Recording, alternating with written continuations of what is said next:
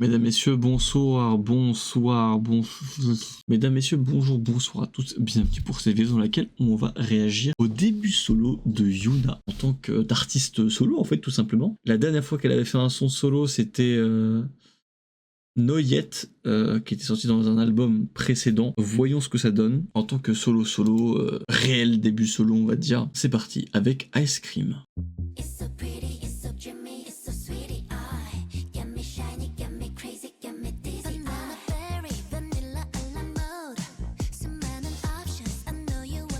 Ah, il y a les crédits pendant le titre?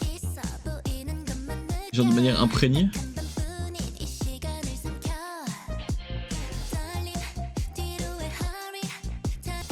Elle ressemble pas à Yuna. Enfin, si, on voit que c'est Yuna, mais elle donne pas la même impression qu'elle donne dans Itzy.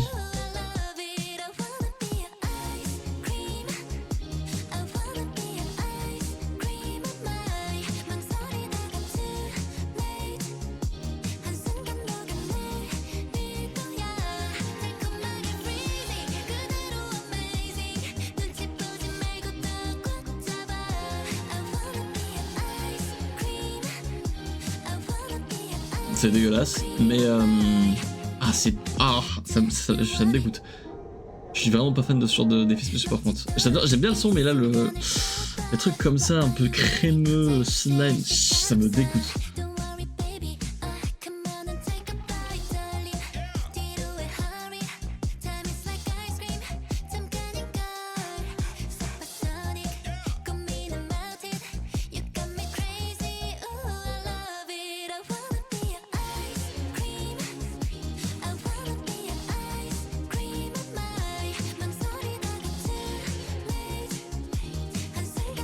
Oh, le son est bon, c'est un single ou c'est un album?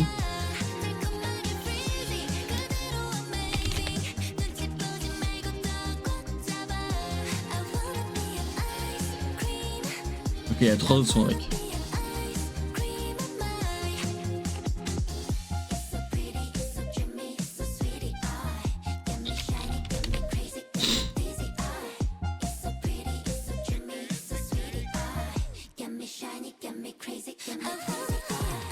Ice Cream. Ah mais comme Eddie aussi, son début solo il y avait 4 sons.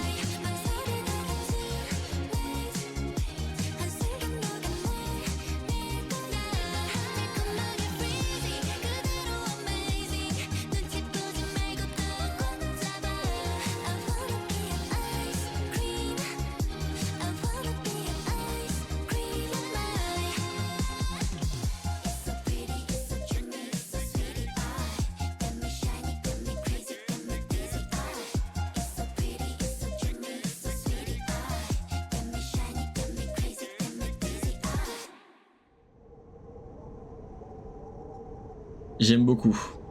Par contre, il y a 2-3 points qui sont quand même à relever, que je trouve assez négatifs. Alors, commençons déjà par les points positifs, parce que c'est quand même ce qu'il y a de plus remarquable. J'aime beaucoup la tournure qu'a pris Yuna pour ce solo. J'ai vraiment l'impression qu'elle a vraiment une toute autre identité. Pas ce côté un peu Barbie que j'aime pas dans Itzy qu'elle a. En fait, j'aime pas Yuna dans Itzy. En tant qu'artiste, hein, quand elle chante et tout, je m'en fous en fait, mais c'est juste que j'ai l'impression que c'est forcé, c'est mauvais, c'est trop pour moi. Je suis pas un méga fan de Yuna. Par contre, récemment elle a un petit peu évolué et tout, j'aime un peu mieux, et la tournure qu'elle a en tant que soliste, je trouve qu'elle est un peu plus légère, un peu plus soft, plus light. Vraiment le côté ultra Barbie et tout. Tu vois, le son de Not Yet, il était pas mal. Le son solo qu'elle avait sorti avec l'album entier où t'avais les solos de chaque membre. J'aimais bien la musique sans plus, ça a été ok. Vraiment pour le coup, le côté Barbie, je trouvais ça chiant. Alors ça colle à l'identité par contre d'Yuna, ça y a pas à dire. Son identité, son image en tant qu'idol dans Itzy, c'est vraiment le côté Barbie. Donc ça cotait parfaitement, hein. C'était vraiment 10 sur 10 par rapport à ça. Mais par rapport à mes goûts, je déteste, je trouve ça chiant, genre c'est horrible, c'est girly, c'est pink, ça m'emmerde en fait, je trouve ça nul à chier. Et là, en tant que soliste, bon, tu vois que c'est Yuna quand même, mais c'est plus light, tu vois, c'est plus léger, c'est moins forcé. Je trouve que c'est beaucoup mieux, tu vois. La musique, pareil, en elle-même, elle est assez ambiançante, elle est entraînante, elle est pareil, elle est légère, une belle mélodie, tout ça. Et ça fait de ça, dans la globalité, un son que je trouve assez agréable à écouter. Maintenant, l'effet visuel crémeux, ça me rebute un peu. Je suis pas... J'ai du mal à regarder ce genre de clip, moi. J'aime pas trop.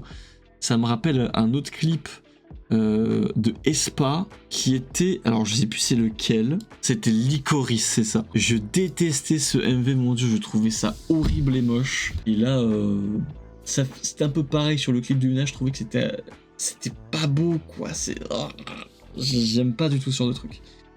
Donc écoutez, c'est que du visuel, le son lui-même, je trouve qu'il est vraiment cool, et c'est ça qui est important. Donc pour moi, ça me donne envie d'écouter les B-sides. On a eu Yeji, on a eu Yuna, maintenant on attend les 3 autres.